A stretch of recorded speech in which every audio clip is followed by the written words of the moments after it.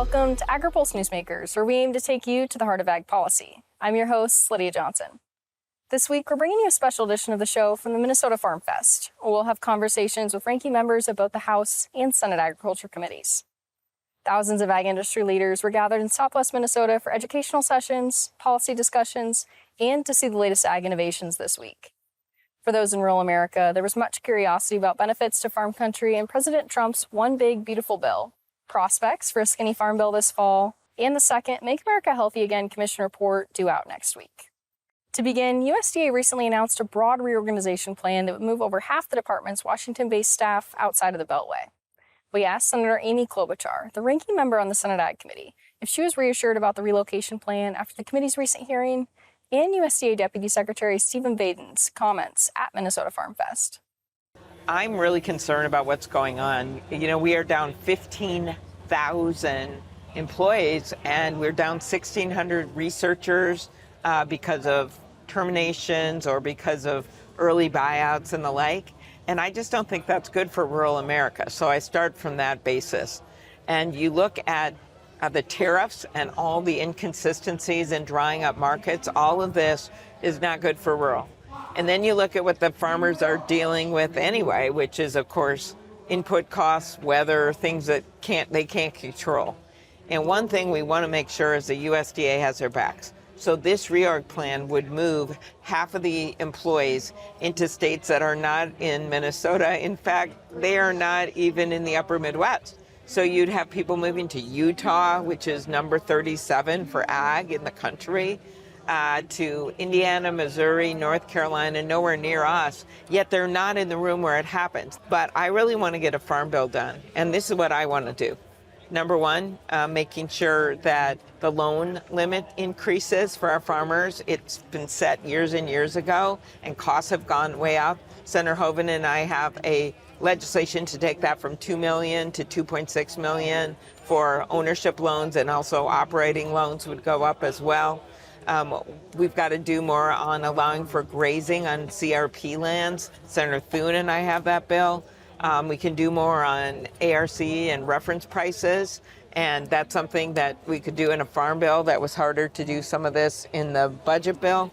And then finally, we've just got to have so many needs in rural America with housing, childcare, those kinds of things. So I'd love to get a farm bill done. I am the happy warrior in terms of working with my Republican counterpart, Bozeman, and I look at this and say, okay, does this stuff help Minnesota or doesn't it? I'll work with them when it does, like confirm Luke Lindbergh, our neighbor in South Dakota, for the trade rep. I was a big supporter of his. I will, under the USDA, supported the secretary. I try very hard to be positive when I can, because we've got to unite when it comes to rural. But when they do stuff that hurts our state or hurts rural, I'm going to stand up and call them out and try to make it better. And you mentioned many of those Farm Bill elements were included in reconciliation, but House Ag Committee Chair G.T. Thompson says he still wants to move that skinny Farm Bill with those remaining elements you began mentioning this fall. Do you think that there could be a restoration of cuts, specifically nutrition cuts, in a skinny Farm Bill? Will you be pushing for that? Well, that would certainly be good. I find it hard to believe that they will agree to restore all of them, but even some of them. That was a crazy deal. They ended up, to get the vote of the senator from Alaska, rewarded 10 states at this moment that have the highest error rate. And none of them were in the Midwest. So we're going to have this huge cost shift of $85 million a year on SNAP. But other states like New York that should be paying $1.2 billion a year will have no shift because they have a high error rate. They mess up more. That's pretty crazy. But that was the way they got Alaska and the vote of the senator from Alaska. So that's just one example of how slapped together this half-baked plan was. It also is going to hurt our local grocery stores, and at a time when grocery prices are high because of these tariff policies and inflation. This is the last time you want to be hurting, particularly in rural America, veterans, people with disabilities, families, and seniors. And so, you know, my hope is we could revisit some of that as well. But I'm not naive enough to think we're going to change all of it. And you mentioned being optimistic about, working with Senator Bozeman, collaborating to push the skinny farm bill. Do you think that your other Democratic colleagues will follow in suit with your example on that and negotiate after these cuts? I hope so, especially if we're able to restore some of the SNAP funding, because we've always done rural work on a bipartisan basis. That was one of the reasons I got on the Ag Committee to begin with, and it's such an important part of Minnesota. We're the 6th biggest ag state in the country, the 4th biggest for ag exports.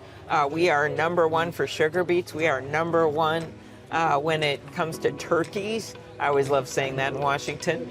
And so we have a lot of stake in this working. We'll be back with more from House Ag Committee Ranking Member Angie Craig right after this.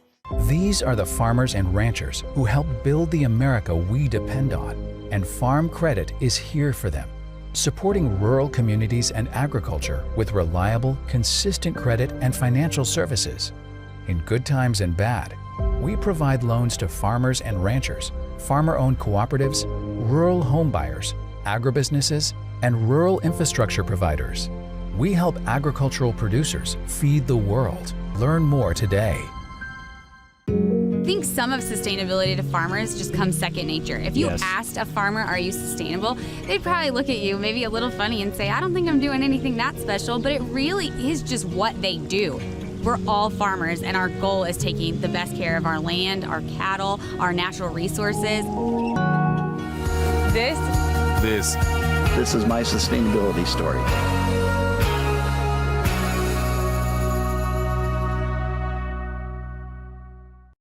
Welcome back. House Ag Committee Chairman G.T. Thompson says he's planning to take action on a skinny farm bill this fall. We asked House Ag Committee Ranking Member Angie Craig if that goal is attainable. Well, we're in the beginning process of that discussion. Chairman Thompson and I met before I left Washington, and we had a conversation about the fact that I need to talk to my committee members about what their priorities would be in a skinny farm bill. Obviously, I wish we had done a full 12-title, 5-year farm bill instead of doing part of this in reconciliation. But there was a lot undone. We need to reauthorize CRP, rural broadband, some of the farm credit programs. Budget reconciliation included some cuts to nutrition spending. Do you think there will be a restoration of some of those cuts in the skinny farm bill? Well, look, we're in the very early stage of talking about what we would like to see in the skinny farm bill. But I think when you cut $168 billion from the farm bill, it certainly makes it, when you cut $168 billion from the nutrition title of the farm bill, it makes it harder to get, full Democratic support for a skinny farm bill down the road. I've made that clear. But I also want to make sure that we're at the table, that we're working to see what we can do to move forward here. And, you mentioned meeting with Chairman Thompson already, but will you and your Democratic colleagues be willing to negotiate on a skinny farm bill, after those cuts? Heard you say that the coalition's frayed. Do you think it's really frayed at this point? Well, the coalition normally gets 150 Democrats to vote for a 12-title, 5-year farm bill. I don't think that's possible. Is it possible to get it over the finish line? We're going to have those conversations to see what exactly is going to be in it. So I think what's in the skinny farm bill, how it's paid for, is going to guide whether or not we're able to get it across the finish line. And the House Ag Committee had a hearing right before we left for recess regarding Proposition 12. During that hearing and hearing the comments from your fellow committee members, where do you think that lies in these farm bill discussions? Well, it is untenable for us to continue with 50 states having 50 different laws in this country. I personally think the Supreme Court, it was an interstate commerce issue and that they should have dealt with it, but they didn't. So I'm looking for how we can resolve the issue. You've got a lot of people who have already invested in becoming Prop 12 compliant. So whatever we come up with, I think it needs to be bipartisan, and it needs to not punish the people who have made those investments already. And the USDA recently released a reorganization plan, and Ag Secretary Brooke Rollins has referred to that plan as 95% baked already. The public comment period still has weeks remaining there. I'm curious, what are your thoughts on the plan and the administration's steps to both create that plan and communicate it? Well, it was egregious that the administration didn't notify or work with Congress at all, and apparently they didn't talk to family farmers either when they did it. I fear that USDA is making some of the same mistakes they made in my first term in Congress in 2019, where they proposed to move those jobs out of the District of Columbia. And what ended up happening, in fact, is that the agency became much, much less productive. And I think in their plan, I mean, you heard the 5 regional cities, nowhere in the Midwest. So, you know, all of Minnesota or Iowa or Illinois, I mean, frankly, I'm annoyed that they didn't even consider our input. And so I've asked the chairman to call a hearing with USDA on their reorganization plans. I think you're going to see, like we saw in 2019, a lot of the people who have the experience are not going to be willing to relocate. That's what happened the first time. 75% said no, thank you. And so 90% of those jobs are already outside the Beltway in the district. And so, I mean, I'm not sure what they're thinking, but again, it feels a lot more chaotic than it needs to feel. We'll be back with more from American Farm Bureau Federation President Zippy Duvall right after this. Trial lawyers are using a discredited report from a World Health Organization subagency to attack a safe, American-made weed-fighting tool. This critical tool helps keep your food costs down, and without it, food inflation could double. Stand with American farmers and keep trial lawyers' greed out of our farms and food supply. Fight back. Call your local representative. Clean Fuels Alliance America is leading the way toward cleaner air, stronger local economies, and reduced dependence on fossil fuels. The industry uses more than 1 billion pounds of soybean oil every month to produce clean fuels. Biodiesel, renewable diesel, and sustainable aviation fuel deliver immediate reductions in greenhouse gas emissions in heavy-duty transportation industries. We're growing better, cleaner fuels for today and tomorrow. Welcome back. The second Make America Healthy Again Commission report is due out next week. We asked American Farm Bureau Federation President Zippy Duvall about the group's priorities in the report and how the report could be different from the first edition. Well, the process has been different, definitely, because we made our voice heard very loudly that we were disappointed that farmers weren't at the table. Of course, the Secretary of Agriculture was there, and Mr. Zeldin, the Administrative EPA, was there defending agriculture in it, but we needed farmers at the table, and the process this time has involved us. We've had farmer groups, Farm Bureau group. I took 5 farmers myself from all across the country to sit down and talk to them, and we've been communicating back and forth between our office and the people that's responsible for writing this next report. And we feel like we hope we've made a difference. And you mentioned you took many of your state presidents to meet with Callie Means, with Ag Secretary Brooke Rollins, Administrator Zeldin. I'm curious in that meeting, how did the tone change, and what was that meeting like, and how do you think that those comments will be different moving forward? Well, it was very open, and we went from a stage in the first report of being supportive of agriculture, but also criticizing some of the things that we did, and to how do we take this MAHA movement and join it with agriculture to help agriculture move forward, especially in trying to keep small, medium-sized farms in business. So hopefully we'll see some of that rise in this next report, and hopefully it'll be more farmer-friendly as far as the crop protection tools that we have to use on our farms to be able to produce food and fiber for this country. And you mentioned those crop protection tools. RFK Jr. has been specifically critical of those and seed oils. Do you trust that he will, go lighter on those in this second report? Well, trust, it goes a long way, and but we've been been able to communicate with them more, so it makes us feel a little bit better about it. We feel like we're in a good place. We feel like we've made a difference, but we really won't know that until we see what the report says. And you mentioned some of those precision agriculture technologies as well. Senator Roger Marshall held a MAHA roundtable on Capitol Hill recently, and that was a big focus, was those precision ag tools and working together for soil health and MAHA. So, I'm curious within your recommendation list to elaborate a bit more on the precision ag priorities within that. Yeah, they're important, and people, if they understand the science behind those precision ag tools that we use, then once they understand the science, then they have more understanding, more trust in the system of allowing us to use it. So, not only with the MAHA committee, but I've also had the opportunity to express that to the president.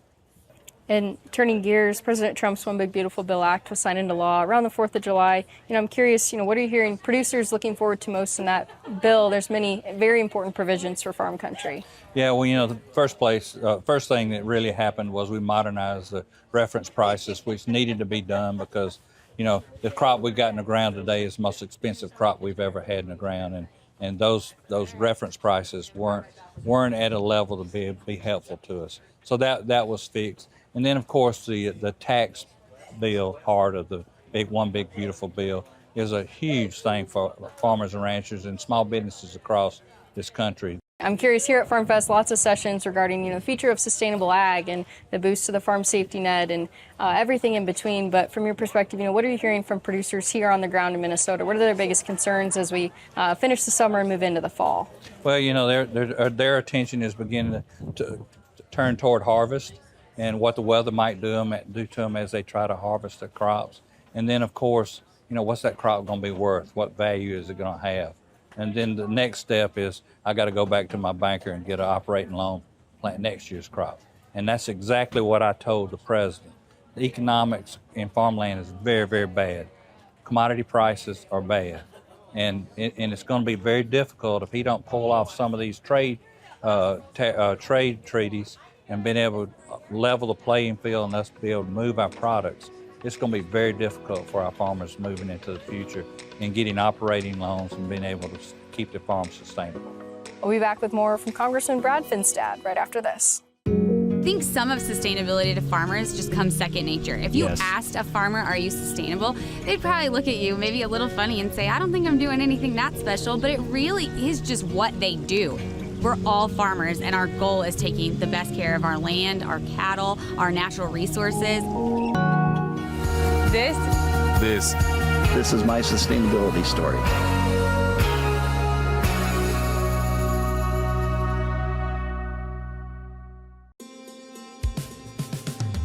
It's not as simple just to wake up one day and go, I want to be a conservation farmer. You're changing how your farming practice is done. You're changing your operation. Farm Credit supported John and Kelly Watley as they shifted to more sustainable farming, improving the environment where they farm and live. Learn more at farmcredit.com/climate. Welcome back. Optimism is building to make progress on a skinny farm bill this fall. We asked Minnesota Congressman Brad Finstad about his priorities in the skinny farm bill. First, I'm very thankful that we were able to get a big portion of some of the really sticky issues done in reconciliation, but it's important that we don't lose momentum. And so if you look at the Prop 12 fix, that's really important to me. I have counties where I represent more pigs than people. In southern Minnesota, we're a pork powerhouse, and we have to make sure that political science from California doesn't dictate the terms on our farms in Minnesota. So Prop 12 is an important one. Reforming the way the USDA and the FSA loan program works in regards to the PACE Act, expanding or increasing the loan limit sizes, to keep up with really the reality of today. Some of those programs and the levels were established when maybe it was $5,000, $6,000, $7,000 an acre for land, and our inputs were maybe a lot lower. Fast forward to today, the dynamics have changed, and we have to make sure the program changes with it. And then just the overall kind of what's the next phase of conservation funding look like? What's CRP 2.0 look like? I think that would be a great place in the skinny farm bill for us to have that conversation, making sure that the highest CRP contracts are going to the most vulnerable land. And maybe we take a little bit less of a CRP contract for the most productive, highly quality land in this country, so we're not competing with our own federal government when it comes to land rent prices. And I'm curious, you began to mention that fix for Proposition 12. I heard you speak at that hearing a few weeks ago before you went to recess. After those comments, after hearing the witness panel, how optimistic are you that could be included in, and that many of your Democratic colleagues that spoke against it during that hearing will be supportive of it in that skinny farm bill? Yeah, I think it was made loud and clear that it has to happen. I honestly believe Prop 12 will be one of the most devastating things for middle and small hog farmers in our country. I think it'll do more for consolidation than anything we've ever seen in the industry. And so if we don't fix it, shame on all of us. And so I think there's going to be a lot of us that will put line in the sand and say, listen, we're not going to move this skinny farm bill forward unless this is a part of the fix. So if there's some anxiety on the other side of the aisle in regards to what our fix looks like today, I welcome them to the table. What can we do to get you on board? That's my question and my ask to them.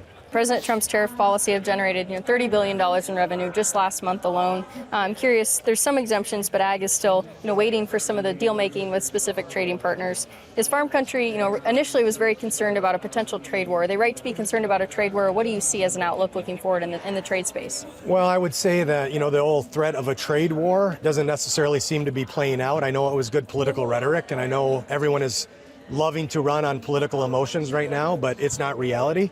When you look at, just the trade deals in the last few weeks, historic trade deals, I mean, if we have an opportunity to send $750 billion worth of ethanol to the UK, that's a huge opportunity for farmers right here down the road. We will see that in the market. And by the way, farmers want the market, not a mailbox check. We don't want to farm for some subsidized government program. We want to farm for a pure good market price. These trade deals will allow us to do that. For right or for wrong, the last 20-some years, we kind of became complacent and content with our head in the sand, saying China's just going to consume everything because there's so many, so much demand there. Well, that's great until it's not. And so I think this is also an opportunity for us just to diversify trade partners, create more opportunities, more people wanting to buy the products that we grow. We will see that in the price, and these trade deals are starting to happen. It's been 6 months, yes, of some uncertainty and unknowing of what the economic lever of tariffs really is going to do, but we will start to hopefully see these things settle out, and God willing, we start to see them in the price. We'll be back with more from Congresswoman Michelle Fischbach right after this.